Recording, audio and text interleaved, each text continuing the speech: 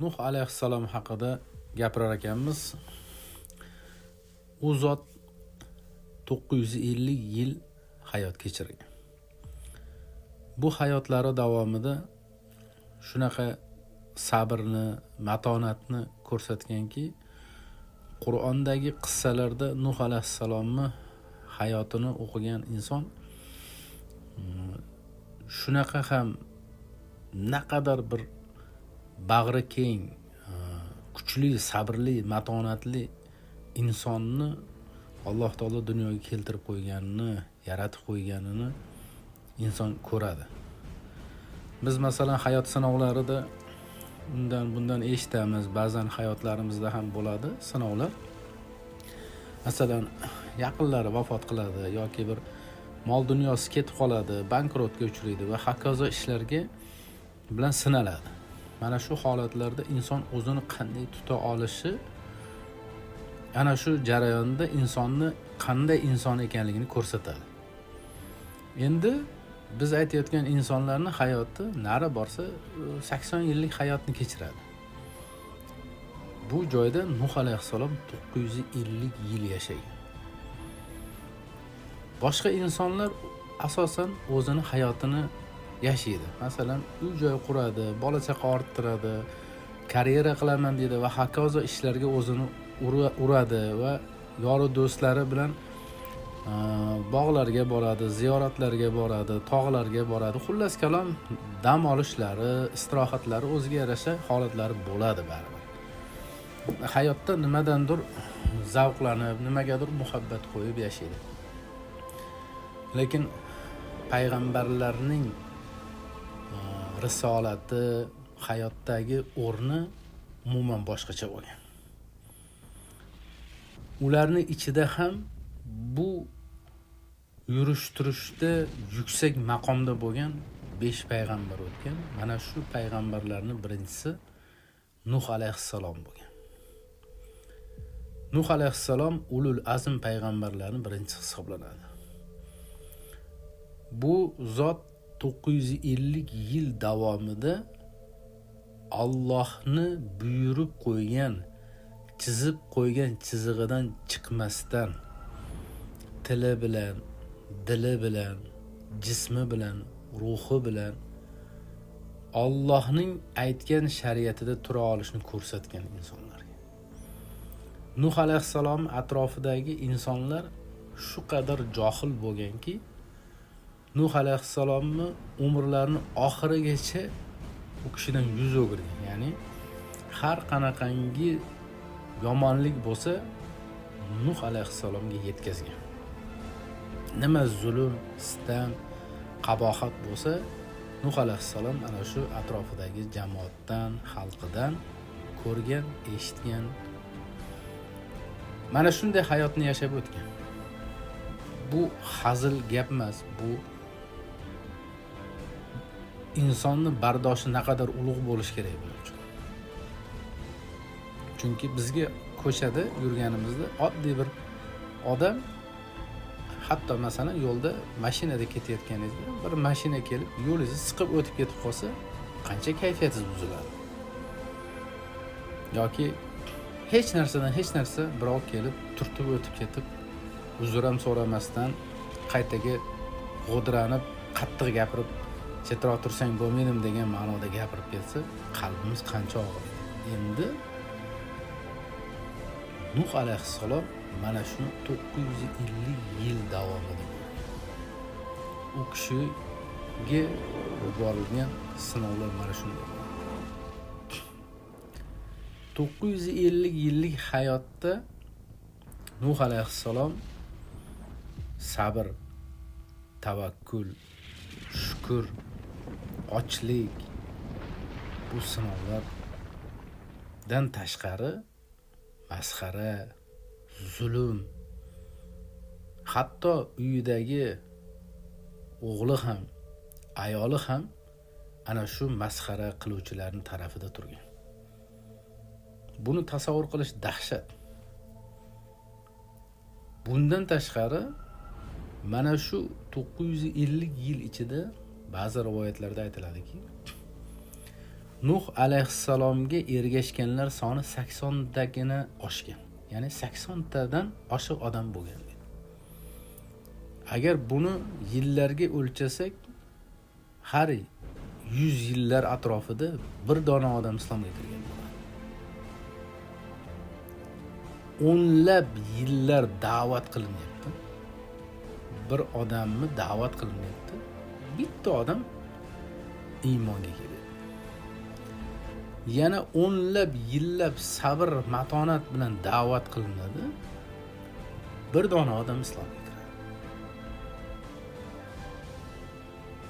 Ana shu ham vaqti kelib butunlay to'xtagan. Ya'ni xalqlar Nuh alayhissalom qavmlari butunlay islomga kirishdan to'xtagan. Va Nuh alayhissalom qo'llarini ko'tarib Roblariga nido qilib duo qilgan. Mana shu duo qilganlarida ham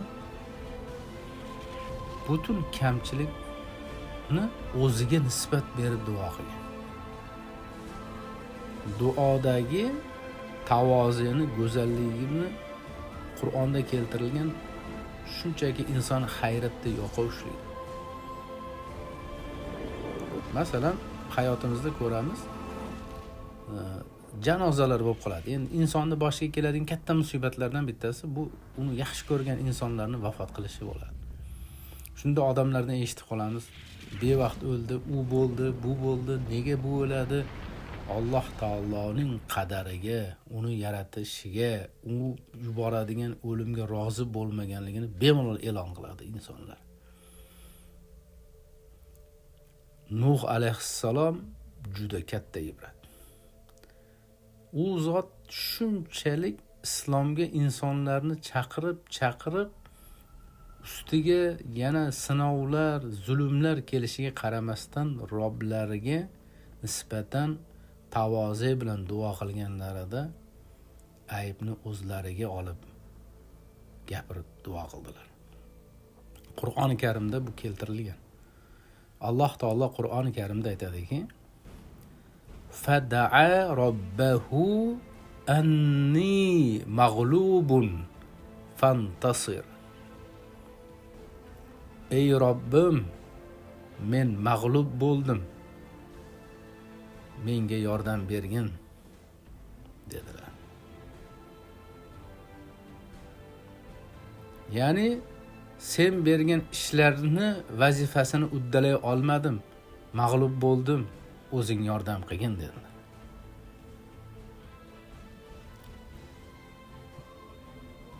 Agar aqli bor, tafakkuri bor odam bu insonni hayotini ko'rib, o'qib, bilib turib va u zot aytayotgan gapni, duoni mag'zini chaqsa, naqadar ulug'vorlik bor. Nuh alayhissalom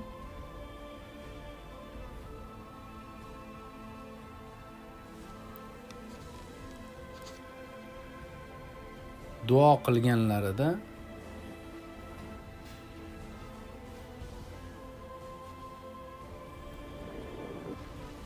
Nuh alayhissalom duo qilganlarida tirikchiliklari o'tmay qolgani uchun emas, salomatligi ketib qolganligi uchun emas, dunyoni yaxshiliklariga yetolmay qolganligi uchun emas edi, balkim Allohning dini, risolati to'xtab qolganligi uchun duo qilgan edilar. Alloh taolo o'zining azaliy ilmi bilan bu narsani bilardi. Endi Nuh alayhissalomga hech kim ergashmasligini ham bilar edi. Shuning uchun Nuh alayhissalomning duolari qabul bo'ldi.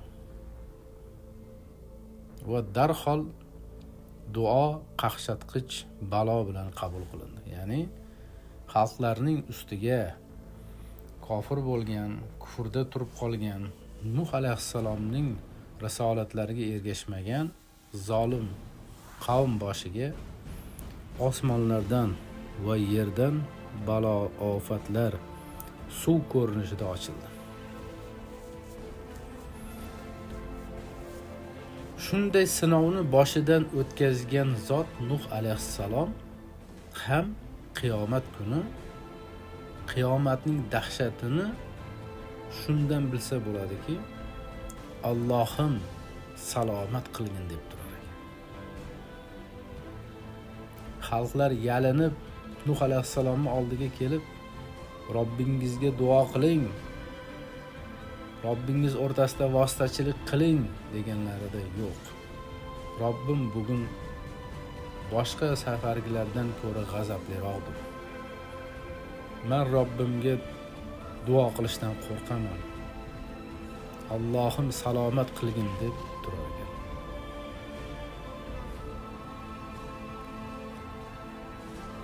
Bugungi kunga bu narsani solishtirsak, musulmonlik holatida turgan odamlar juda ham xotirjamlikka beriladi. Axloqsiz ishlarni bemalol qilib turib, juda ko'p narsani qiyomat kuni xohlashadi, da'vo qilishadi, rahmatga erishishni xohlashadi.